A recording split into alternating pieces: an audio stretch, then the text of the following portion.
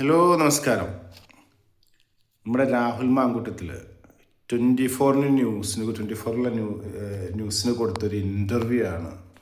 2 ദിവസമായിട്ട് നമ്മുടെ ഇവിടുത്തെ കുറേ അമ്മായിമാരുടെ ഉറക്കം കിടത്തുന്നത്.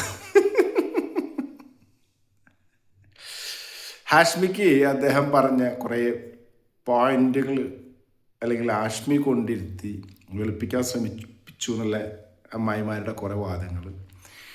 അദ്ദേഹം നമ്മുടെ രാജ്യത്ത് കുറ്റം ആരോപിക്കപ്പെട്ടൊരു മനുഷ്യൻ മാത്രമാണ്. കുറ്റം ചെയ്തു എന്ന് കോടതിക്ക് അവിടെ ഇരിക്കുന്ന ജഡ്ജിന് ബോധ്യമായി അദ്ദേഹം വിധിക്കണം. അതുവരെ അദ്ദേഹം കുറ്റാരോപിതൻ തന്നെയാണ്. ഇവിടെ കുറേ അമ്മായിമാർ തീരുമാനിച്ചു കഴിഞ്ഞു. ഈ സോഷ്യൽ മീഡിയ അമ്മായിമാരാട്ടോ. ഈ സോഷ്യൽ മീഡിയ അമ്മായിമാർ തിരിച്ചു എഴുതി കഴിഞ്ഞു അല്ലെങ്കിൽ വിധി പ്രഖ്യാപിച്ചു കഴിഞ്ഞു. രാഹുൽ മാങ്കൂട്ടത്തിൽ തെറ്റുകാരനാണ്, നീ തീർന്നടാ, നീ തീർന്നു എന്നുള്ളത്. ഇതിൽ കുറേ അമ്മായിമാരുടെ രാഷ്ട്രീയമായിട്ടുള്ള പകപോക്കലുകളൊക്കെ ഉണ്ട്, നമുക്കറിയാം. പലതും പുറത്തു വരുന്നുണ്ട്. പക്ഷെ ഇവർ പറയുന്ന ആളെ നമ്മൾ സ്വീകരിക്കണം, ഇതാണ് വിധി എന്ന് പറഞ്ഞ് കല്ലെഴുതുന്നത് വെച്ചാൽ അമ്മായിമാരെ നിങ്ങൾ വീട്ടിലിരുന്ന് എഴുതിക്കൊണ്ടിരുന്നാൽ മതി. അതിലൊരു അമ്മായി എവിടേക്കോ കുറച്ച് എഴുതിയിട്ടുള്ളൊരു അമ്മായി, നമുക്ക് ആ അമ്മായിയുടെ വീഡിയോ ഒന്ന് കാണേ. ഈ അമ്മായിമാരെ കൊണ്ടുള്ള ഒരു കഷ്ടേ. എവിടെ വീഡിയോ അതാക്കിൽ അവലോസം കഴിഞ്ഞ് വരുന്നു. ഇവിടെ കിടന്ന് എൻ്റെ ഇൻബോക്സിന് താഴെ കമന്റ് ഇടുന്ന ആളുകൾ അവരവരുടെ വീട്ടിൽ കൊണ്ടുപോയി അടുപ്പിക്കോ? അവന് ഞാൻ പറയട്ടെ, അവന് ലൈംഗിക വൈകൃതമുള്ള ഒരു മനുഷ്യനാണ്. നിങ്ങൾ കൊണ്ടുപോയി വല്ല ഡോക്ടേഴ്സിനെയും കാണിക്കാൻ റെക്കമെൻഡ് ചെയ്യണം. പൈസ വാങ്ങി ഇന്റർവ്യൂ ചെയ്യുന്ന സമയത്ത് ഒന്ന് ഹാഷ്മിക്ക് പറയായിരുന്നു, നിനക്ക് ഈ ലൈംഗിക വൈകൃതം ഒക്കെ ഉണ്ട്, നിനക്ക് പോയിട്ട് ഒരു ലൈംഗിക വൈകൃതം അല്ല അമ്മായിക്ക് എങ്ങനെയാ ഇത്രയും കൃത്യമായിട്ട് അദ്ദേഹത്തിന് ലൈംഗിക വൈകൃതിയുള്ള മനുഷ്യനാണ്? അല്ല, ഞാൻ അറിയാണ്ട് ചോദിച്ചാണ്. പിന്നെ കാശ്മീര് പണി അതല്ലല്ലോ, അവനക്ക് ലൈംഗികത വൈകൃത സ്വഹ ഉണ്ടോ എന്ന് നോക്കലല്ലോ. പിന്നെ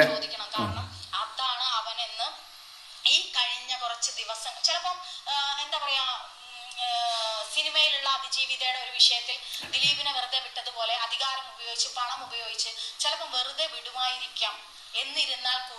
ഇവിടെയുള്ള സ്ത്രീകളുടെ മനസ്സിൽ എന്നിരുന്നാൽ കൂടിയും പോണ വഴിക്ക് ഈ മറ്റേ വാഴടിയിൽ മറ്റേ സുന കൃഷി ചെയ്യുന്ന പോലത്തെ ഒരു പരിപാടി ഒന്ന് കയറ്റിപ്പോവാ ദിലീപിന്റെ പേരും. ഒന്ന് ആലോചിച്ച് നോക്കണേ. ഈ എഴുത്തുകാരി അമ്മായിക്ക് വേറെ പണിയൊന്നുമില്ലേ? അതായത് ഈ എഴുത്തുകാരി അമ്മായി അതിൻ്റെ ഇടയിൽ പറഞ്ഞു പോണത് ദിലീപ് രക്ഷപ്പെട്ട പോലെ ഒരു പക്ഷേ രക്ഷപ്പെട്ടായിരിക്കാം. ദിലീപ് തെറ്റൊന്നും ചെയ്തില്ല എന്ന് കോടതിക്ക് ബോധ്യം വന്നതിൻ്റെ അടിസ്ഥാനത്തിലാണ് അദ്ദേഹത്തെ പുറത്തു വിട്ടത്, വെറുതെ വിട്ടത്. മനസ്സിലായില്ലേ? അല്ലാതെ നിങ്ങൾ കുറേ അമ്മായിമാർ ഫേസ്ബുക്ക് അല്ലെങ്കിൽ സോഷ്യൽ മീഡിയയിൽ നിന്ന് വിധിച്ചാലൊന്നും കോടതിക്ക് അത് ബോധ്യമാവില്ല. കോടതിക്ക് കൃത്യമായ തെളിവുകളുടെ അടിസ്ഥാനത്തിലൊക്കെയാണ് കോടതി ഒരാളെ വിധിക്കുന്നത്. അല്ലാണ്ട് നിങ്ങൾ കുറെ കുരുപൊട്ടി അമ്മായിമാർ ഇന്നാളെ വിധിക്കണം, ഇന്നാളെ തീർക്കണം എന്നൊന്നും പറഞ്ഞാൽ നടക്കൂ? കേൾക്കാം. അമ്മായിക്ക് കോഴിയാന്ന് അറിയായിരുന്നല്ലോ അല്ലേ? അമ്മായിനിപ്പോ എന്തിട്ടുണ്ടാവോ? പൂവൻ കോഴിയോ? അതവിടെ കിട്ട അമ്മായി, ബാക്കി കേൾക്കാതെ.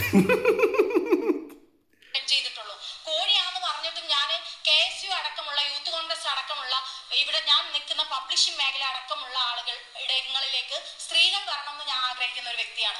എഴുത്തുകാരിയായിട്ടുള്ള സ്ത്രീകൾ വരണമെന്ന് ആഗ്രഹിക്കുന്ന വ്യക്തിയാണ് ഞാൻ. ഷാഫി പറമ്പിൽ എന്ന് പറയുന്ന MLA പറയുമ്പോൾ ഞാൻ പറയുന്നുണ്ട്, നമ്മുടെയൊക്കെ യുവജന സംഘടനയായ KSUവിലും യൂത്ത് കോൺഗ്രസിലും പെൺകുട്ടികൾ വരണമെന്നുണ്ടെങ്കിൽ ഇവനെ പോലെയുള്ള ഒരാളെ വെക്കരുത് എന്ന് ഞാൻ പറഞ്ഞിട്ട് അത് പരാതിയായിട്ട് പറയുന്നതല്ല.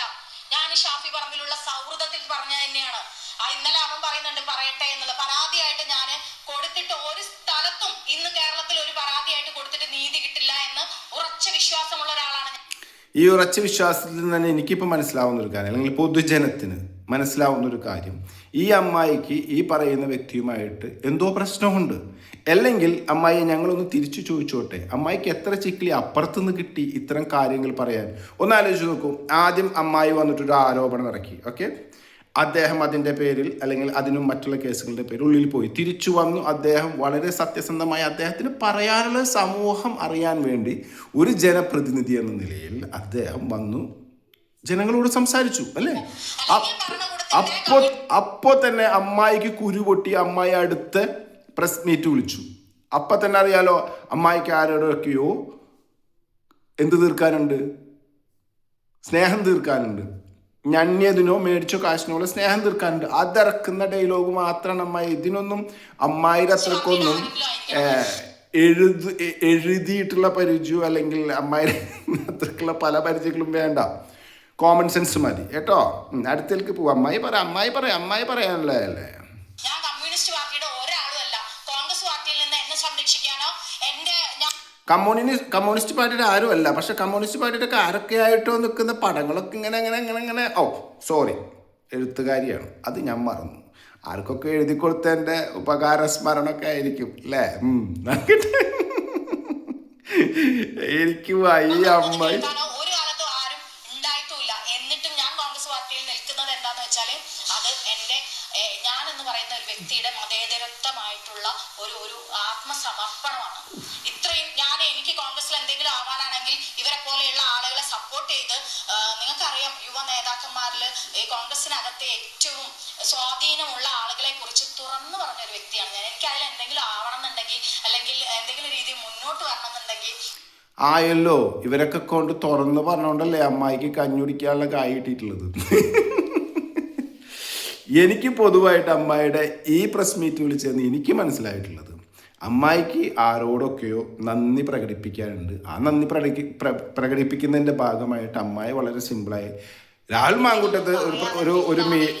മാങ്കൂട്ടത്തിൽ ഒരു മീറ്റ് വിളിച്ചപ്പോൾ, ഇത് കൂടുതൽ കണ്ടിട്ട് കാര്യമൊന്നുമില്ല, ഇത് തന്നെയാണ് പറഞ്ഞുകൊണ്ടിരിക്കുന്നത് പളാന്ന് പറഞ്ഞിട്ട്.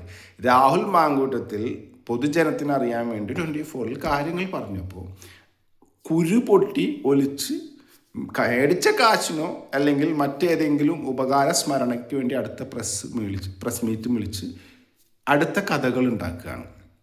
ഇത് ആദ്യമായിട്ടുള്ള സംഭവമൊന്നുമല്ല. എനിക്കിത് വ്യക്തമായത് ഇതിൻ്റെ ആ ഗ്യാപ്പിലോട്ട് ദിലീപിനെ വിളിച്ചിട്ടൊരു വോയിസ് ഞാൻ കേൾപ്പിച്ചില്ലേ, ആ ദിലീപിനെ വലിച്ച് ഈ സബ്ജക്റ്റും ആ സബ്ജക്റ്റും എൻ്റർലി ഡിഫറെൻ്റ് ആണെന്നാണ് അല്ലേ. അതിലേക്ക് ദിലീപിനെ വലിച്ചിടുമ്പോൾ തന്നെ നമുക്കറിയാം ഇവരൊക്കെ ഒരൊറ്റ ഗ്രൂപ്പാണേ. ഏത് കായ് മേടിച്ച് കളിക്കുന്ന ഗ്രൂപ്പാണ്. അതുകൊണ്ടാണത്. ഇതിന് കൂടുതലൊന്നും പറയാനില്ല അമ്മായെ. നിങ്ങൾ എഴുതിക്കാളി നിങ്ങൾ അടുത്ത സ്റ്റെപ്പ്. ഇതുകൊണ്ടൊന്നും ഇത് അവസാനിക്കൊന്നുമില്ല. ഇങ്ങനെയാണ് ഈ പോക്കെങ്കിൽ ഇനിയും വരും സുന്ദരികൾ, ഇനിയും വരും എഴുത്തുകാർ, ഇനിയും വരും. കഥ തുടരും.